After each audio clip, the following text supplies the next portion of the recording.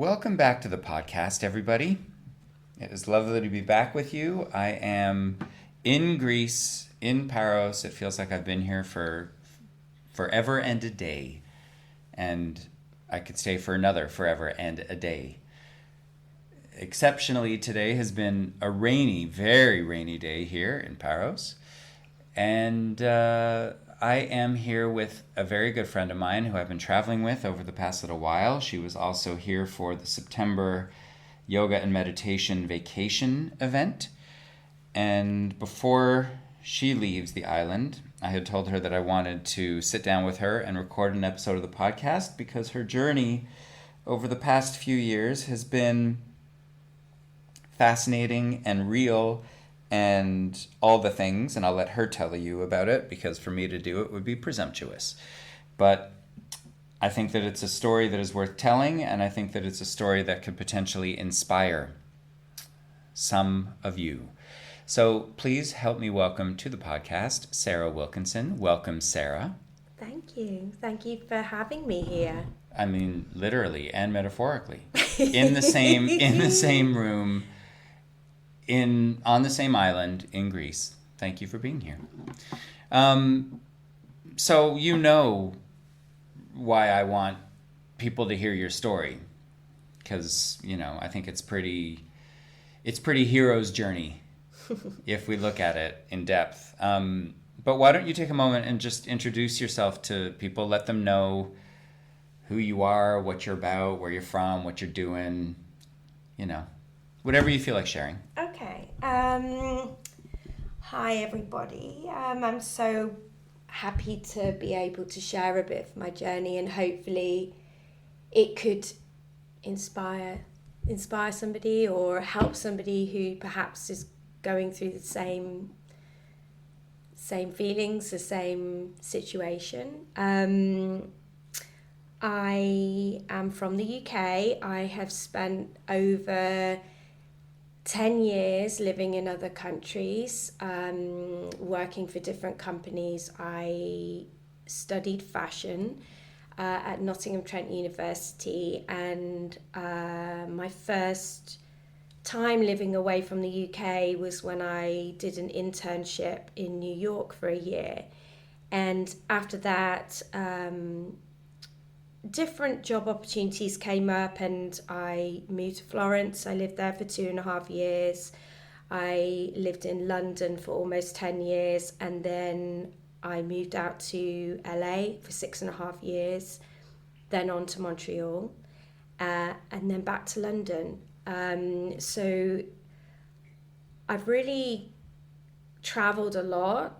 Not only living in those countries, but also traveling extensively with my work, which has been in fashion for 20 years,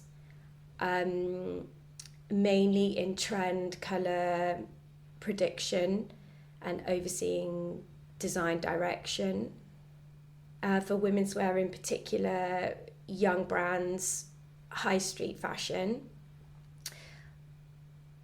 I decided it's 2 years ago, just over 2 years ago, that I was going to change my career path, and I decided to leave fashion.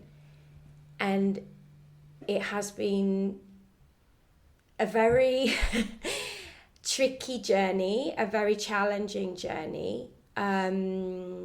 But I feel that I'm beginning to piece together what life can look like outside of working in a corporate scenario. And I speak to many people who are trying to, since the pandemic, make a big change in their lives, whether it be career or relationship or the place where they live. And what I feel is that the pandemic really highlighted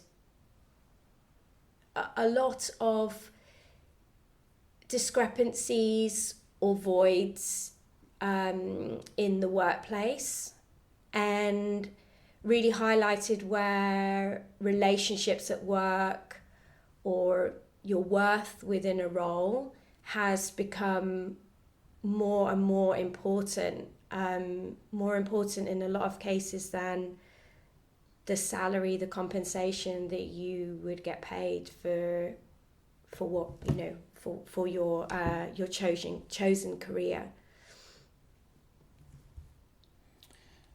Yeah, I feel like that, yes, in response to what you said, and I feel like it has done that in almost every other context as well. It's sort of put a spotlight on the voids and on the fault lines in relationships and friendships and journeys. Yeah, 100%. And I feel that it was really that was probably the trigger, or not probably the main trigger for wanting to make change, was that the pandemic really started when I arrived in Montreal, and I had only been there 6 months. And I was extremely sad to leave LA, and I missed LA a lot at the beginning of my journey in Montreal. Some of the reason why I missed it so much was the weather. I was going to ask. But also, at first, I really missed LA because I made great friends there. And what I realized through being in Montreal was that actually community became even more important, because I couldn't travel back to the UK. I couldn't travel for my work like I was before. And I was really rooted in Montreal. So I really had to build community where I was, as opposed to traveling to see friends and family. And what I realized was that making friends outside of work and making friends in different people of different ages, different backgrounds, became more and more important. And that actually I became friends with people that I really had little in common with, which is really the first time that had happened, because most of my friends have either been in fashion or in different creative industries. And then I became friends with people who were maybe like 30 or 40 years older than me, or, had completely different backgrounds, completely different upbringings. And I think that it highlighted that it's really important to be open to connection with people from all different backgrounds, and be open to kindness, and understand that no matter what backgrounds that you're from, everybody has struggles or challenges that they are facing in their everyday life. So, if you don't mind me asking, how did you meet these people? If this was pandemica, as I often refer to it as, and you were in a new city, 6 months into a new professional role, how did you meet these people who came from different backgrounds, different demographic situations? How did that happen? People joke around about neighbours in London, and like how you don't know your neighbours in London, and that you maybe only meet them once when they're either moving in or moving out. And what I found in Montreal, which was quite different to that, was I really met people in my neighbourhood. I met neighbours. I met people that lived next door or on another floor in my apartment block, or met people on park benches and walking my dog, and there, even people in local restaurants or bars, just walking around and having that human experience in a neighborhood. I think opened my eyes to how your local community is so important. And as you know, I was walking around in the old town of Montreal, and I was looking for a yoga studio, and I've practiced yoga for now 18 years, but I was looking for a place to do yoga, and I tried out a few studios, and I just happened to see that there was one opposite my apartment building, and it happened to be Luna Yoga, where you were teaching. And I went to the Saturday classes and very quickly became a part of the Luna Yoga community, and again met many people and friends through that community.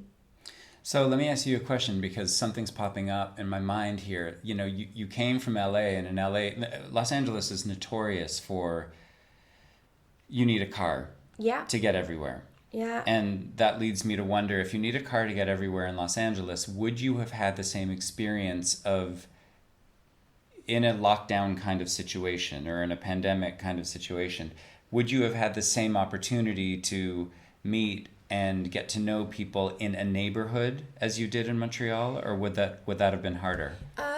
Do you know what? In LA, I actually made really good friends with my neighbours there. But outside of my end of the street, I didn't know anyone. Okay. And I felt like that's because you see people when you're getting in and out of your car, and that's it. Oh, and really? You never like talk to people like three houses down. And you have to drive everywhere in LA. You don't really walk. So I think as much as I loved living in LA, there wasn't that sense of community. There wasn't that sense of neighborhood in the same way that there was in Montreal, because I walked everywhere in Montreal, and that made such a difference, I think. But not just that, there's a big difference in the cultures between Americans and Canadians and British people. There are like cultural divides that are just different wherever you live. But I felt that in Canada, people were really welcoming, and that was quite new, I think. Okay. So you come to Montreal, you start to meet people, you find this yoga studio, you start coming to the classes. Talk to us about how that played a role in how you yourself as a person changed during those years. Obviously, the pandemic accelerated change for most people. How did finding a yoga studio, for instance, help instigate change for you? When I was in LA, I was doing a lot of hot yoga. I was doing a lot of Pilates, hot yoga. I was hiking. My lifestyle was very outdoorsy. And when I came to Montreal, I was excited to kind of continue that level of exercise. So I was looking for ways to exercise when it was really cold outside, because I'd been used to living in a climate where I could always hike and be outside. And then what I realized was, when I started at Luna, was that it wasn't only a way to decompress from a really stressful work life and a very intense environment, but it began to become more than that. At first, I always saw yoga as like my way to kind of release the tension of the week, or like release the stress and have self-care, have me time, be able to escape my thoughts and be more in my body. And I think that when I started doing the classes more regularly, I realized that it wasn't about the movement, and it wasn't about being in physically great shape, and it was more about what was happening mentally, like how, emotionally, when I was doing yoga. And I had wanted to do teacher training program for quite a long time, but I could never fit it in my schedule. And I signed up to do the teacher training, and literally the minute that I signed up to do it, everything closed with the pandemic. And so my experience of doing the teacher training was mainly online. However, doing it online like that actually created a really cool community. And when we were allowed to meet up in person, we did meet up in person as well as doing our online classes. The yoga teacher training was really mind-blowing, and it taught me that we are not here just to work and to make money. We have this spiritual side that we need to look into, that we need to come to terms with. And I have always been a spiritual person.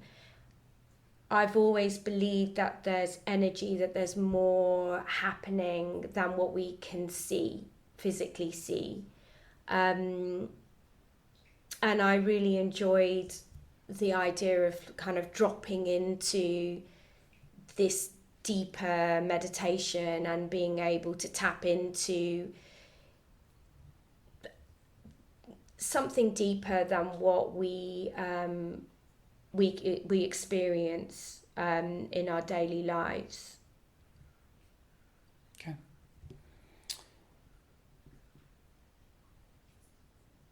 Did you find that doing the teacher training online, I'm assuming that your work when you first moved to Montreal was in person?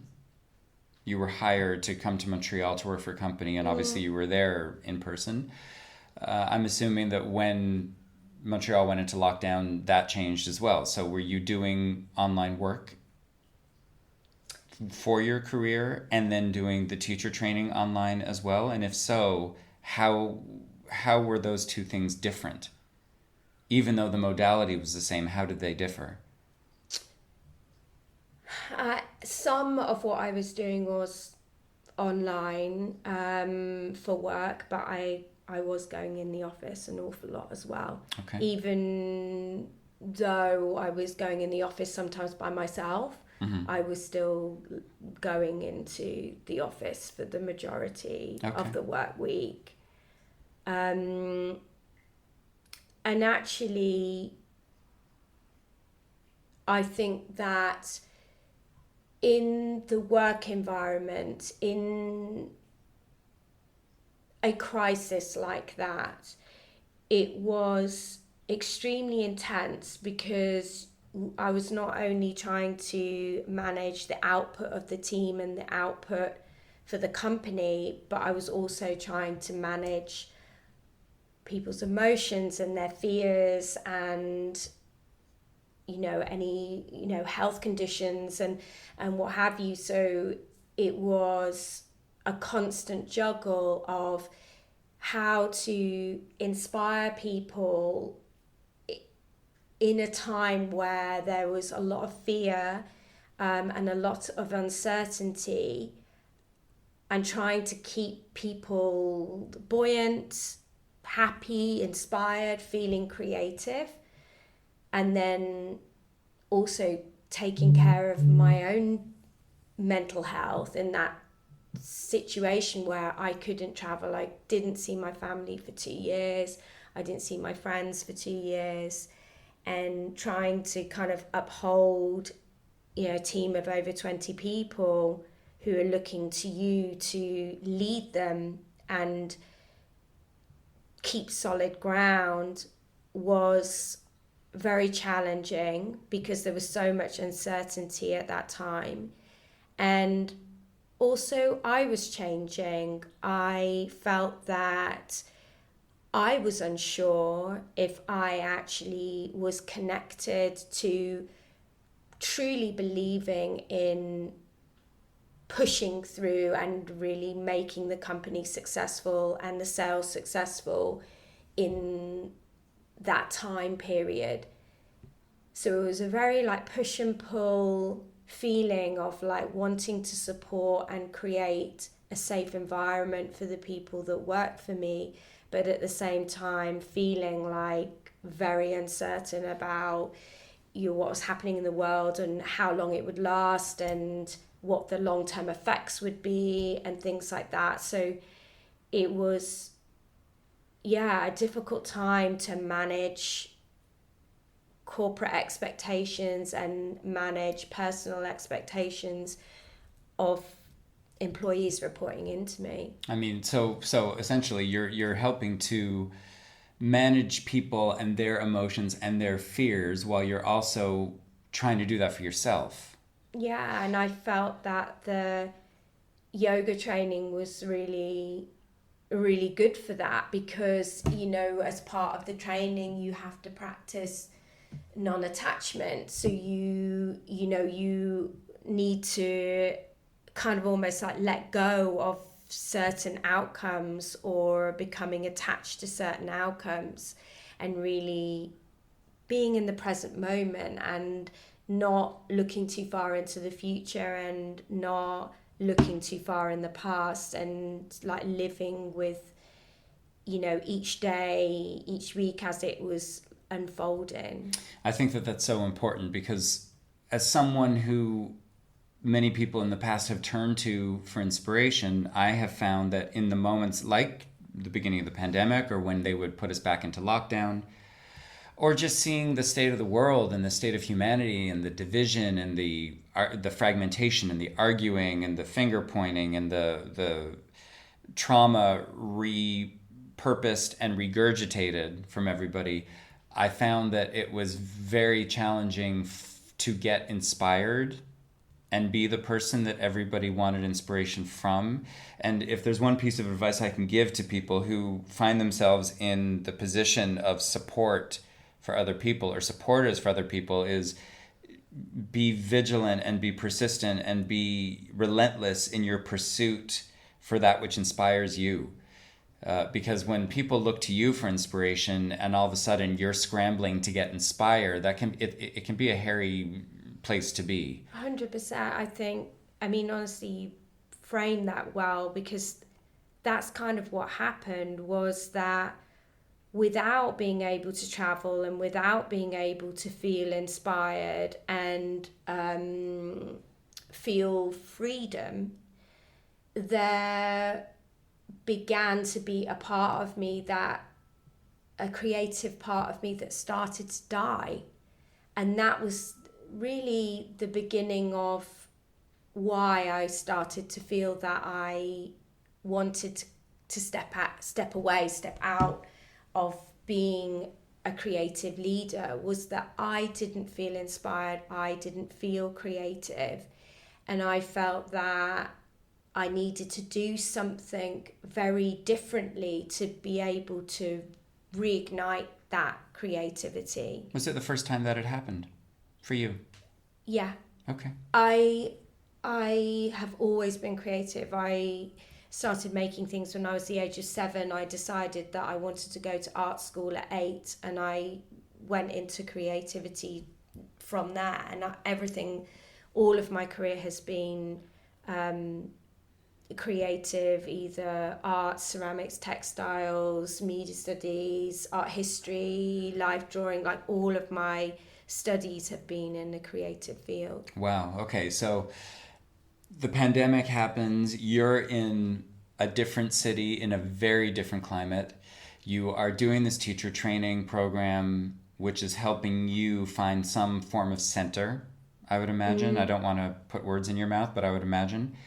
And you're feeling this intuitive nudge to potentially leave behind that which is known, yes? Yeah. Okay. Yeah.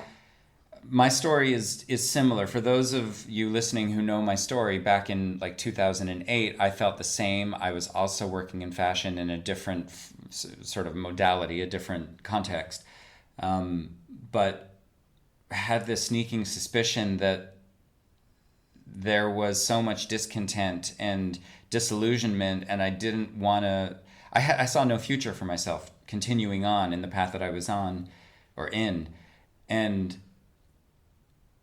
felt that the only way I can put it is felt that intuitive pull towards something else, even though I didn't know what that something else was. And it's knowing your story over the past few years, it's very evocative of what I lived, which is why it was on some level and some ways easy for me to say to you, you know, we worked in a coaching relationship briefly, and we became friends, and we've been talking throughout it, and it was easy for me to have lived the situation I lived, which was full of surprises that no one could have prepared me for, and that no one tells you about unless you literally just like stare the void right in the face and be brave and be courageous and just recognize that there may be a reason. There's a reason for why you're feeling that pull away from what you know. So in some ways it was really easy for me to just say, trust me. Yeah. But in other ways, well, not in other ways, for you, from your side of the experience, that's wonderful, but you barely knew me, and you're living your own situation with the own emotions that it elicits and your own fears that it elicits, and that's a whole thing. So talk to us a little bit about like what it was like to slowly recognize that the direction you felt compelled to move in, which was the direction away from what you knew, away from the familiar. What was that like for you, and how did you navigate that?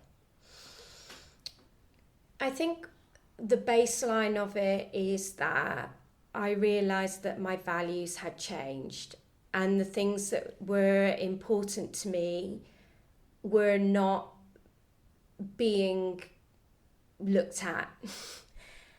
And, you know, I joke around and say, you know, I spent 11 years in a meeting, but I really did spend 11 years in a meeting. Like, I would come in the morning and my whole calendar was fully booked every single day. Every single minute of every single day was booked, like from then until 9 months later.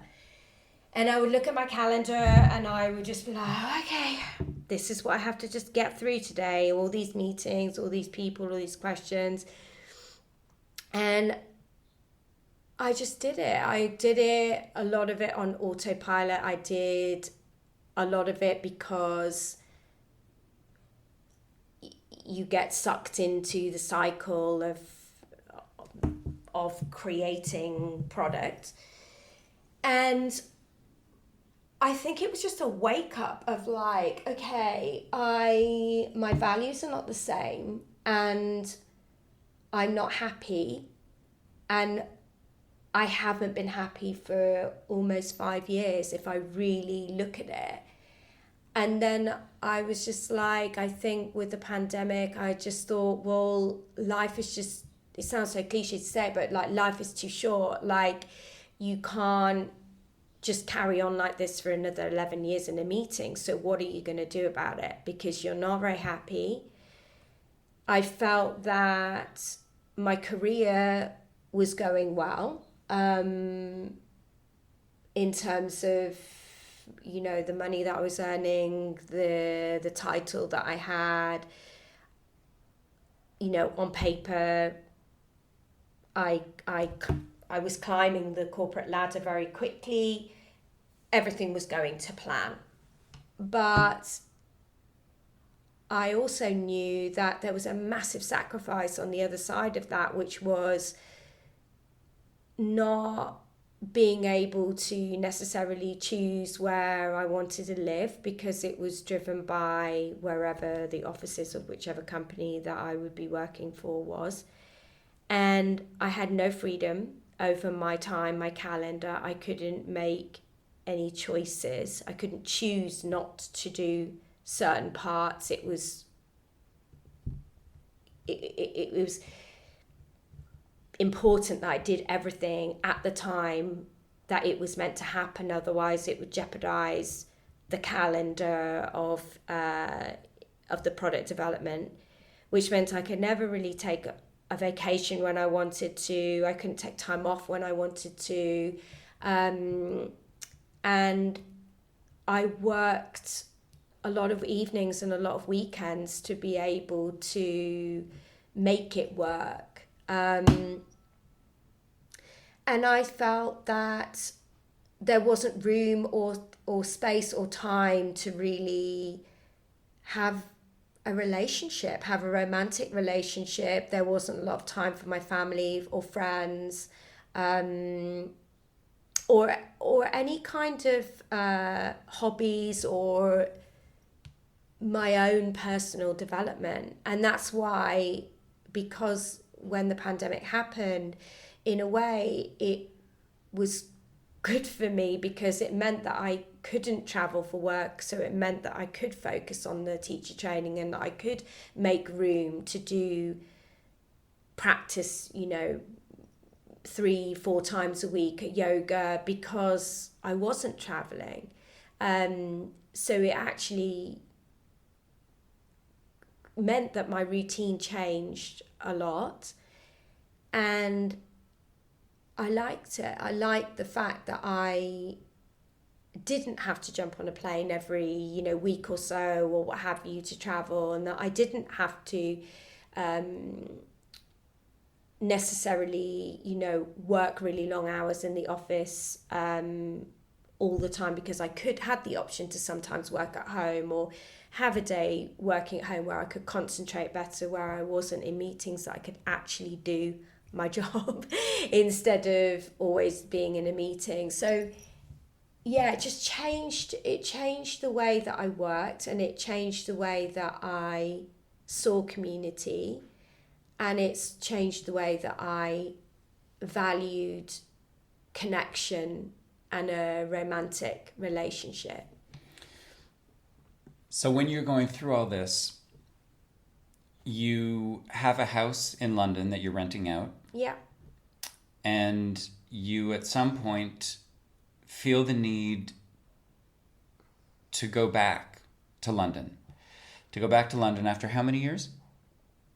It was almost 10 years. Okay, so after a decade, you feel the pull to go back to London. You have this house that's being rented out. Mm-hmm. And you have a pull to renovate the home, sell it, mm-hmm. find a new home somewhere else. So something started to come up for me really strongly, which was that the decision over where to live was always based around what job that I had, like which job that I had. And I had always prioritized work over everything else.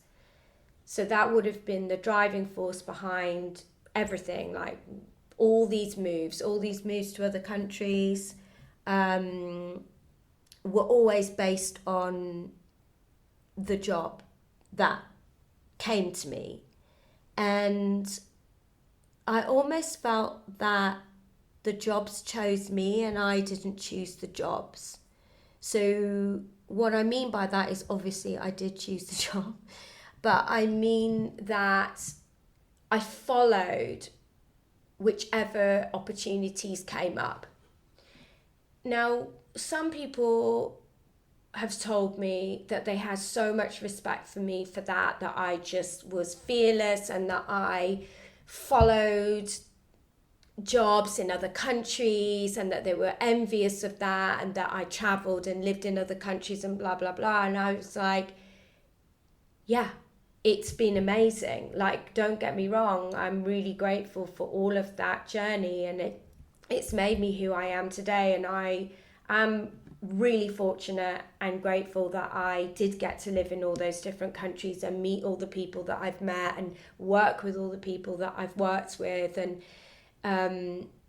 it's been incredible. It's been an incredible journey.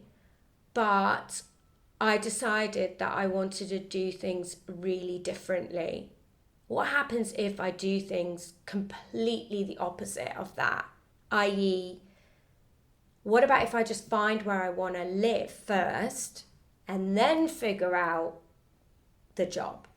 What happens then? This is a 180. This is a total 180 from how you've lived your life and what's familiar. Yeah. So what is you get that inclination, you're getting these whispers, these pulls. What does that do to you in terms of fear or emotion? Everybody thought I was mental, like mad, because they were like, what? But what are you, where are you working now? What are you doing now? And I still get that from ex-colleagues. I still get that from some friends as well, where it's just like, I don't fully understand what you're doing now. But something was telling me very clearly that I needed to do things completely differently to get different results. And what I decided to do was to come back to London to regroup and to think about what I would like my next, I keep calling it my second career.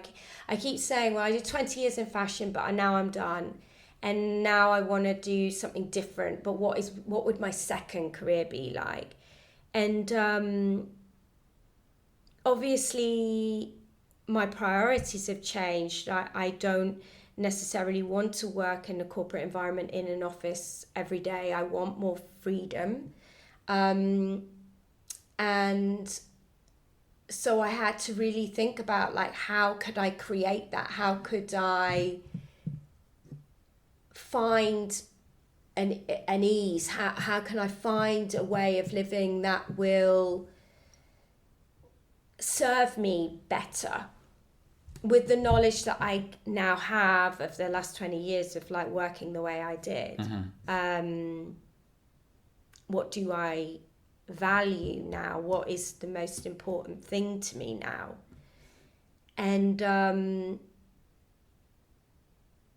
I think moving back to London, I didn't wholly know that I was going to leave. And I definitely had moments when I came back to London where I felt like I was living in a parallel universe, that things were the same but utterly different. Were things different, or were you different, or both? I would say I was more different than London was different, but London is always evolving. But I definitely came back and felt like a different person. And okay, I'm not going to say a different person, but I think I realised that I didn't really like London all along. And I think that I was there because of the job opportunities and all of that. And so that's why I was there. But I was never really loving being there, which is why I left and went away for 10 years, was because I thought to myself that there was more to life than living in London, because I wanted to be outdoors, I wanted to hike, I wanted to see the world, I wanted freedom, I wanted to have a car, I wanted to be able to explore.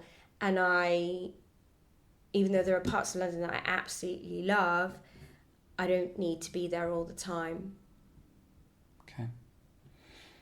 And so you move back. We're talking about it really matter-of-factly, in these stages, but ultimately there was intensity of emotion, and there was intensity of fear, yes. Yeah, it was just moving country in general is not easy on your own, and there is a lot of upheaval and practical stuff that you need to do to be able to move, and it's quite a long-winded process, and especially when you're shipping all your belongings and a dog, and you're closing a life here and opening a life there, and it's very complicated. And I think because obviously it's not the first time I've done it, there's a lot of fear wrapped around it as well, because it's like how much work it's going to be. And I was just like, I just don't know if I have the energy to go through all of this again. So there was like fear wrapped up in it. But then now I've done it, I feel like it's crazy that I even managed to do all of that. And, work around that, and manage all of the bits and pieces of documentation, and all of the logistics of it. There's a lot of things that you need to plan, but like now it's like, okay, I know I can do it, and I don't have fear wrapped around living in another country. I love exploring, I love being in other countries and other cultures. I actually have found it more difficult almost to be back in the UK after those 10 years away, for the reason that it feels like home. Well, the sensation is that it's home, but then it isn't, because I've been away for so long. So there's like a bit of a mind game with it, of like accepting that at the moment I need to be in the UK, but then it's like I almost don't feel like I'm British. I feel like I'm like an international citizen, where I have a lot of memories and associations with other cultures. So I don't feel like a Brit. Okay. And let me ask you a question. As someone who is working with attachment styles and attachment figures right now, and doing some work to become my own attachment figure and not have someone else be the attachment figure that helps define my life. When you say that you back in the UK, you're not entirely, and I'm paraphrasing, but entirely sure that you feel like you're home. Do you, on any level, believe that you are home wherever you are? Have you gotten to that point yet? Has that even crossed your mind? Yeah, absolutely. And I think that that is how I feel about all of the moving, actually, because everybody always asks me, like, what's your favourite city? Like, where did you like living the best? LA, Montreal, London, like, what's the best place to live? And I always say I love them all, but for totally different reasons. And again, friends in London have said, it's amazing, you built a life in Canada, you built a life in LA, and it's just incredible that you were able to do all of that, and then you come back to the UK. It's like, so I don't see it like that. I just see it as it's my life and how I've lived it, and that's been in different countries. Decisions that have led to moving, which has led to different experiences and different realities. There's this literal experience of, okay, I wanted to work in the arts. Okay, I was happy to go wherever the jobs were, or I went wherever the jobs were. Do you, in hindsight, given what your experience was throughout the pandemic, and maybe how that brought you up to a different level of spiritual understanding or something like that, can you look back and see that perhaps there was something else guiding you more than just the job opportunity that would pop up, or the inclination to live somewhere else? Do you feel like you're guided on some level?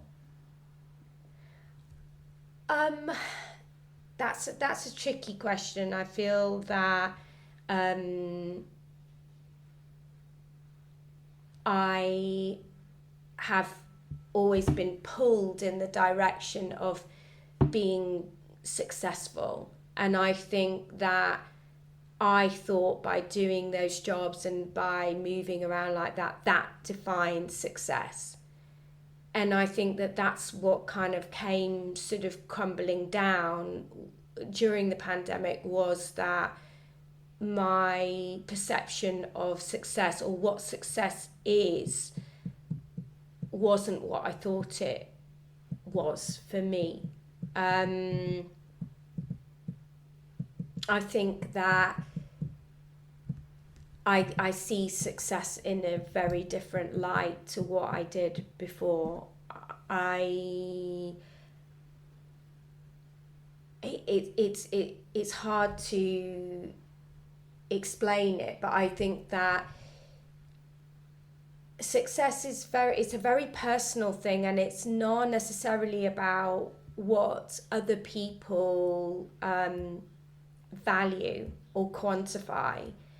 And I think the success is in finding peace with yourself and feeling that you have lived the different versions of yourself that you need to live. And I think that with the moving around, that was success and is success in some ways, because I've lived many versions, and I've lived in many countries, and I've lived incredible moments and experiences.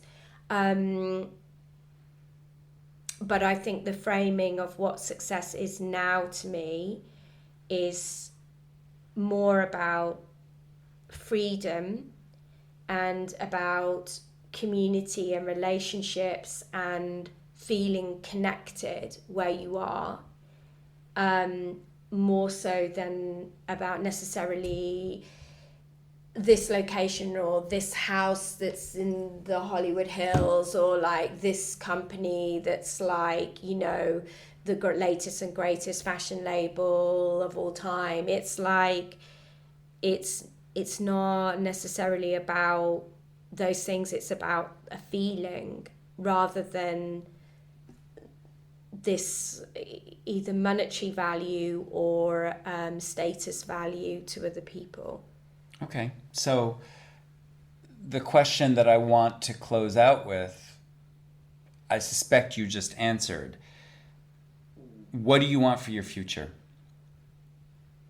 What do you want for your future, and what do you think you can do to ensure that you get as much of that as possible? I mean, you just mentioned a few catchwords: freedom, you know, community. Yeah, I think, I mean, I've already said a lot about, you know, some of the key like buzzwords, if you like, as to what has kind of driven me to get to where I am now. But one of the things that I didn't talk about is, you know, I spent a lot of my career inspiring people. My main role has been to inspire and direct people's creativity. And that actually comes from a very deep spiritual place, as you know. And I think that now the way that I want to go forward is I want to help people to heal, help people to feel good, feel better, and manage pain, discomfort. Do you want to talk about how you foresee that happening? Yeah, so as you know, I did the yoga teacher training, and I went on to do yoga nidra training with yourself, and then yin and restorative training. Mainly because I wanted to deepen my own practice, but also because I'm super curious about the philosophies, about meditation, the chakras, energy, traveling around the body.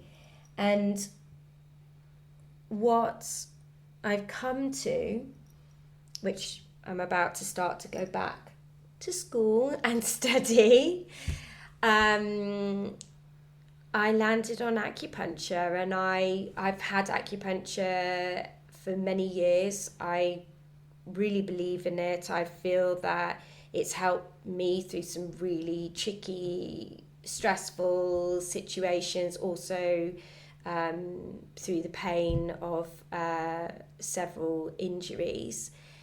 And I decided that this is a career to me that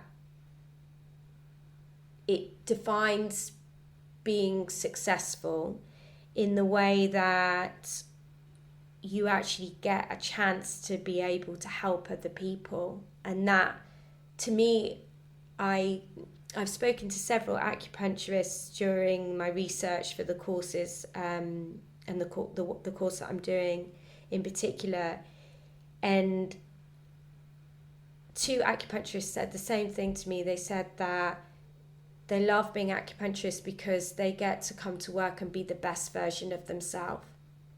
And something about that just resonates with me so deeply, because I really want to go to work and feel like I'm being the best version of myself. And that, to me, I feel is like ultimate success. If you can help people and you can feel that you're stepping in your power as the best version of yourself when you come into work, like, what could be more important than that?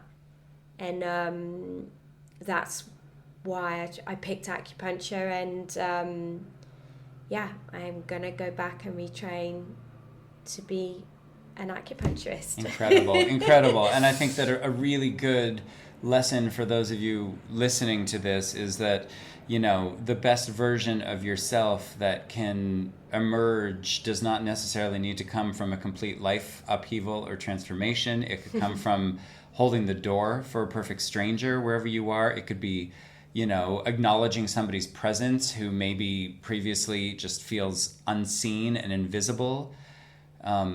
It could happen in the most grand or innocuous of ways, but I think that idea of the best version of you being brought out by a context or a situation or an environment or a person or a job or a relationship or as a well. relationship. Yeah.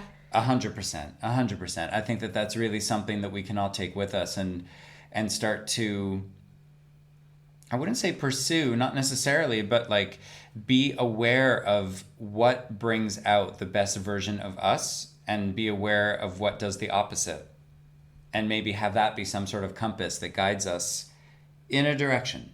Agreed. I think I said I called it out as a relationship, but, you know, I feel like our friendship has brought out the best version of me. And that's why we are friends, and that's why, you know, we will continue to be friends. I love because friendship and relationships and love and, you know, being connected with people has never been more important. I agree. And if our friendship is any example to base, you know, other guiding principles on, you know, we have just spent the past week essentially traveling some of the Greek islands, and some of the moments that we have experienced together have been so undeniably intense, strangely intense and spiritual. And I really believe that happens when you surround yourself with people who do that thing, who bring out the best version of you, you know. One of the things that somebody had said to me, this couple had said to me 12 years ago, when I gave my first yoga retreat, back then it was in Santorini, also in Greece. After class, they had said to me, one of them had said to me, you know, Brammy, that, you know, they called me Brammy. Brammy, one of the reasons we love you so much is because you have this wisdom that comes out of you and this guidance and this higher stuff. But you can also be like kind of biting and kind of bitchy, and we love that. And I recognize that may be something that has legitimized me in the eyes of other people, especially in an industry where people can kind of talk shit constantly and talk about breathing through their third eye or unicorns and lollipops and sort of drop authenticity. So maybe the fact that I can go or could have gone there or did go there helped me in some ways. One of the moments that you and I had over the past week was when we were starting to fall back into that. All of a sudden, for those of you listening, you may not believe this, but we were sort of talking about something that had us going into sort of the realm of gossip or the realm of speaking ill of people, and all of a sudden teasing. Teasing. Yeah, it wasn't ill intended, but it was sort of like funny, sarcastic. Like, haha, yeah. Yeah, we went there, and all of a sudden I had two glasses of like drinks in front of me. I had like water and a soda or something. Fanta. And a Fanta, yeah, a Fanta orange, because when in Greece, all of a sudden both glasses slid across the table together. And my first thought when it happened was, oh, we're on an incline. We're literally by the shore. I thought, oh, we're on unstable ground. Let me pull the glasses back and sort of test the levelness of the table to make sure this doesn't happen again. And I pulled the glasses back and then tested the table. The table was perfectly level. There was no slant. And you and I just looked at each other like, what the hell was that? And you said, something or someone is essentially telling us that we don't need to do that. We don't need to go into that space of speaking in any way with any nuance in a way that is less than our best selves, versions of our best selves. And that was a huge lesson for me. That was a huge lesson for me. Because I grew up I was an 80s kid. I mean, I grew up with, black comedy and I don't mean black comedy in terms of a race. I mean black comedy in terms of movies like Heathers, where everything was kind of cynical, dark humor, yes, and sarcastic. Yeah. And in many ways, I think that as I approach my 50th birthday, I think in many ways I'm growing up, and that was a lesson to help me grow up, to remind me that I don't need to go there, and I should probably be aware of when I do go there, which doesn't mean that I'll never go there, but it simply means that there's an awareness around it and an understanding. It was so brilliant. You said it so brilliantly. We don't need to do that.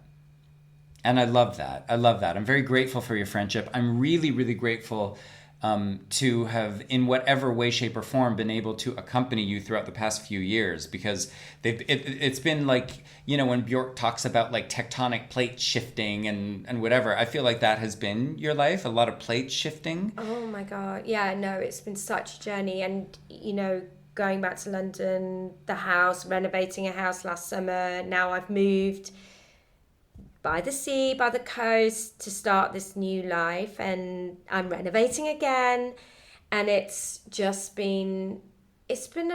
not been the journey that some people talk about when they change their career and come into more of a holistic profession. Like, I've read so many articles or listened to interviews with people who were in the corporate world and then became a meditation coach or a yoga teacher or blah, blah, and they sort of romanticize that journey, that it's just like, I woke up one day and I had an aha moment, and then all of a sudden I was like, I'm going to be, a yoga coach, and just everything fell into my lap, and doors opened, and it was like the heaven opens for them. And that just has not been the case for me. And I think I kept thinking that was going to happen, like there was going to be some magical moment where it all clicked into place and it all made sense and there was peace with the world and the sun came out, and it just hasn't happened like that. It's been a real struggle all the way along. And even now it's a struggle. And, I think I said to you, I just want things to just be easier. I just want it to be easy and more simple and blah, blah, blah. And you pulled me up and called me out and you said, well, it's not going to be easy because it's not meant to be easy.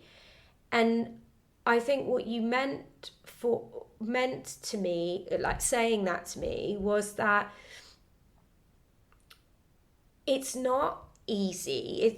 It's not about being easy, but is it worth it? Is it satisfying? Is it, you're going to have to hustle no matter what, is basically what you said. And yes, I think that's the work that we need to do. That important work that we need to do is like managing the stresses and the hustle and like all the things, but doing all of those things knowing in our heart that we're still striving to be the best version of ourselves, and we're being authentic to that.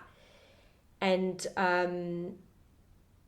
surrounding yourself with people like that who have that energy is so important on that journey. And you know, and everybody is where they are on their journey, and not like judging other people where they are on that journey.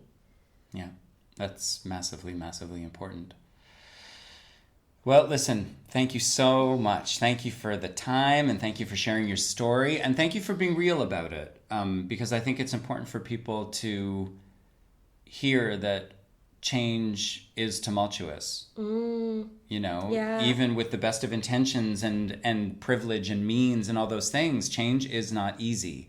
And I think that's a really great benchmark to continue to come back to. Is this moving me in the direction where I am still popping up as the best version of me? Am I moving in that direction where it's helping me get there? I think that's so, so, so important. Thank you so much. Thank you for doing this. I love this. Listen, for those of you listening, I hope that there was something of import in this conversation. And just a reminder, on Sunday, November 19th at 4:30 p.m. in Toronto at Beaches Hot Yoga, I will be doing a fundraising, meditation movement class to raise money. 100% of proceeds are going to Feed It Forward, and basically an initiative that Chef Jagger Gordon has put together. He is a remarkable example of what can be done with intention and persistence. If you don't know who he is, look him up on Instagram. But ultimately, Feed It Forward is a Toronto-based and now global organization, a nonprofit that helps to deal with food scarcity, food waste, feeding, unhoused populations, homeless populations. And that's just but one of the initiatives. He's got so many initiatives. And when friends and students of mine sort of schooled me on who this guy was and what he was doing about 6, 7, 8 months ago, I immediately thought, I want to do whatever I can to raise whatever resources I can for this guy and what he's doing. So Sunday, November 19th, 4:30 p.m. in Toronto at Beaches Hot Yoga. Please come to this class if you are in Toronto. Please bring money, because at the end of the day, this is about passing actual funds onto this organization so they can continue to do what they're doing. Jagger Gordon has been in the Ukraine recently, bringing food to the Ukraine from Canada. He's just incredible. And this is about money. It's about your presence. It's about your support in all the ways. If you are not going to be in Toronto or can't make it on Sunday the 19th of November at 4:30 p.m., please feel free to go on to the feeditforward.ca website. On the welcome page, there is a donate page or a donate button. So you can contribute to the organization and to their mission, which I think is admirable. Pretty soon, over the next week or two, I will be announcing the next yoga and meditation retreat. This one is not going to be a vacation. This is going to be a retreat. It is going to be the first time I'm bringing people to this country, and I'm really looking forward to it. So stay tuned for that announcement. Space will be limited for that event, and I'll give you all the details over the next couple of weeks. All right, so listen, signing off from Paros in Greece, I am Bram Levinson. Sarah Wilkinson. Thank you so much. Thank you so much for your time, and looking forward to reaching you this way soon. All right, everybody, take good care.